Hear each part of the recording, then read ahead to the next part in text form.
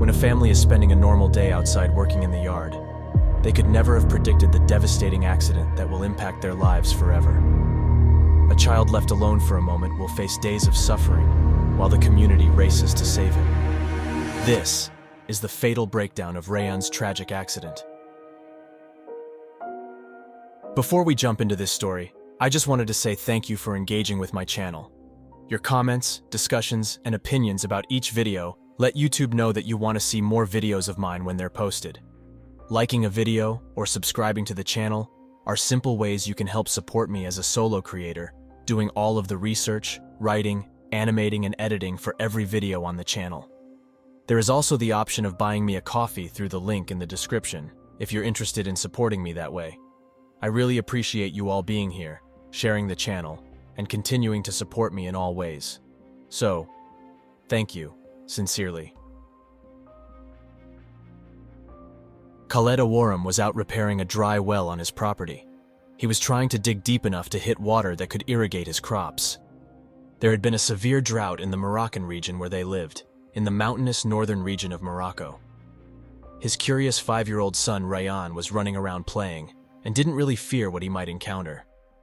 Khaled was going back and forth from the fields and back to the house as he worked on digging a well deep enough to bring water to their crops. It was essential for survival in this drought-ridden land. They had been suffering a region-wide drought for several years, and water was the only solution to the problems they were facing. As Khaled came back out to the field, he couldn't find Rayan. He thought maybe he was back at the house, but his wife had not seen the busy youngster.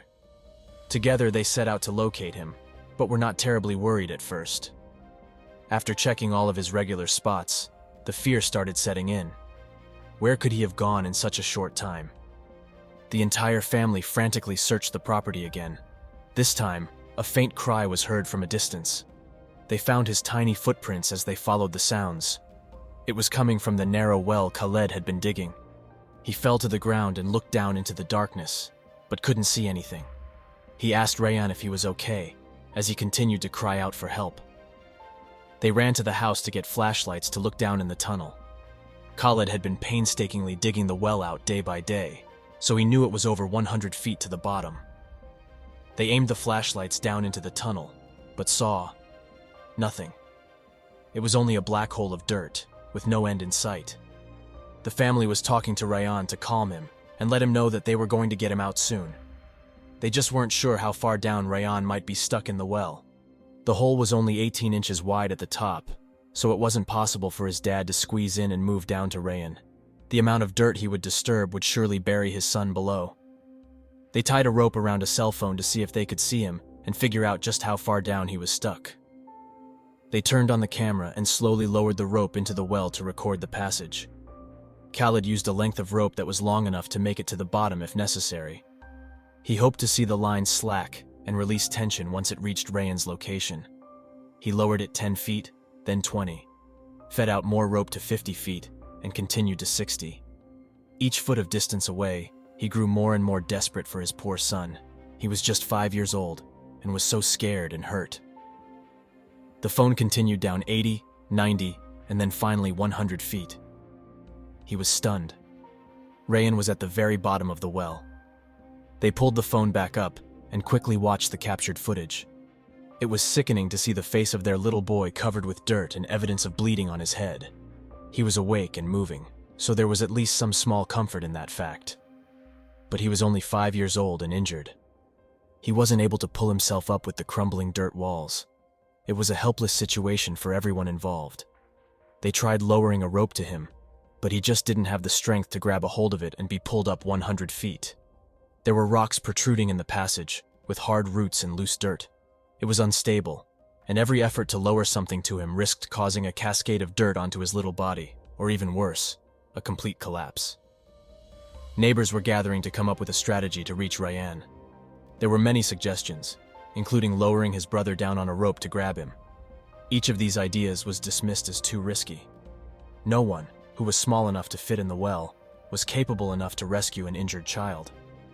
Right now, Rayan was breathing and talking, so testing the stability of the tunnel walls was a risk they were not willing to take. It was already dark outside, and Rayan was scared and confused. They continued to soothe him and let him know that they were there with him. The local authorities were notified of the situation, and professional help was requested. Once the police and rescue teams arrived, the reality of the situation settled on the group with horror. There was no way to get him from the top of the well. Every attempt caused dirt to rain down on him and partially bury him under the debris.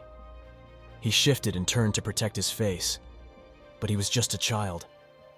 They lowered the camera again to see his current situation to show the authorities. Rayan was covered in a layer of dirt, and his face had a small trickle of blood from the wound on his head. The number of people who had gathered had grown to over 100. Serious discussions were now taking place to dig a well next to this one and tunnel in just above the child. The kind of well-digging equipment that was available would take weeks to reach that depth. They finally came to the only solution that had a chance of reaching the child in time to save his life. They would have to use big equipment that could move huge quantities of earth at a time.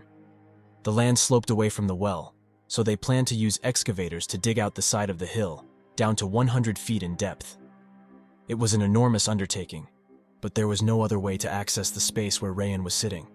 The tunnel was 18 inches across at the top, but it narrowed down within the tunnel to just 8 inches in some places. By Wednesday morning, the call had gone out regionally for any large excavators or bulldozers to help move the large volume of earth that stood between Rayan and freedom. By the afternoon, the digging had begun. Engineers and geologists were weighing in on how things should proceed safely. They couldn't dig too close to the existing well, for fear of its collapse when pressing the earth around it. They couldn't dig too far away, or it would be nearly impossible to intersect the existing well at the right angle and depth to save Rayan. As earth began to move throughout the day, more equipment and operators arrived. The goal was to get the trench dug as quickly as possible, but with care and precision. It was a tall order for such a desperate situation. A camera was lowered in the well so that they could have a live feed of his status during the digging. The effort was tense and draining for the machine operators who were afraid to make a move that might be catastrophic for the boy. The digging continued for the entire day, and progress was made in getting closer to his location. The family continued to stay with Rayan and comfort him with their words. They were certain that this incredible response would reach him in no time at all. Unfortunately, this was no simple feat. As the digging continued, an overhang of earth started to form above the heads of the men working down in the trench. Occasionally, sprays of dirt would fall down to the men, and clumps would land around the digging zone. They were extremely concerned about a fatal collapse trapping workers under an incredible weight of dirt.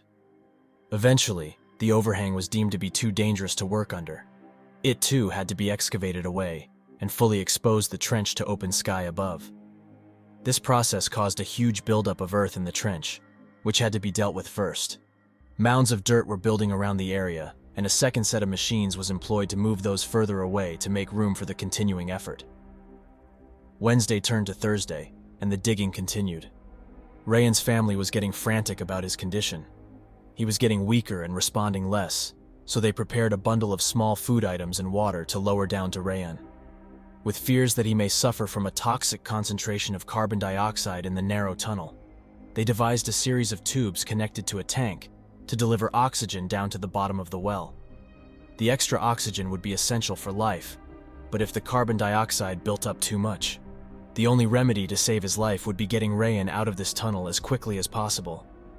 He had been squished in the same immovable position for 3 days now and was in a desperate fight for his life. This lack of mobility causes circulation problems which can be deadly when toxins from dying tissue are released in the blood. On Friday, the team had reached a depth of 100 feet with the parallel trench. Based on the response of the dirt they were digging in, the team grew very weary of the next effort to dig horizontally toward the pocket where Rayan was laying. The fear for total collapse was heavy in the air, and the engineers decided that a metal pipe would be brought in to reinforce the horizontal passage as they dug.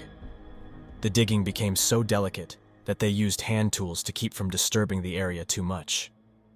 This work was painstakingly slow, with the metal tunnel shifted forward as they made progress. The men worked through the night, advancing just 7 inches an hour as they got closer. It was now Saturday, and poor Rayan had been trapped in the bottom of this well for 4 days.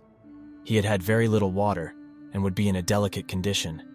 As soon as the men broke through the tunnel and located the 5-year-old, They gently laid him on a stretcher and rushed him out to the waiting ambulance. Hundreds of people had gathered to help or watch the work being done. They were ecstatic to know he had finally been reached and would have a chance to receive the medical care he desperately needed.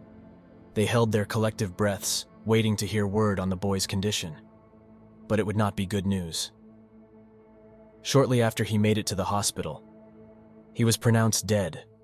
It was a devastating outcome after the monumental effort to rescue him. The entire community rallied together after this tragedy to demand better services, water planning, and government continuity for their small community. They would not let his death just be in vain. Rayan's official autopsy was not released, but it is believed that he died from injuries sustained in the fall. The loss of this precious child, in such a freak accident, was completely devastating to the entire community.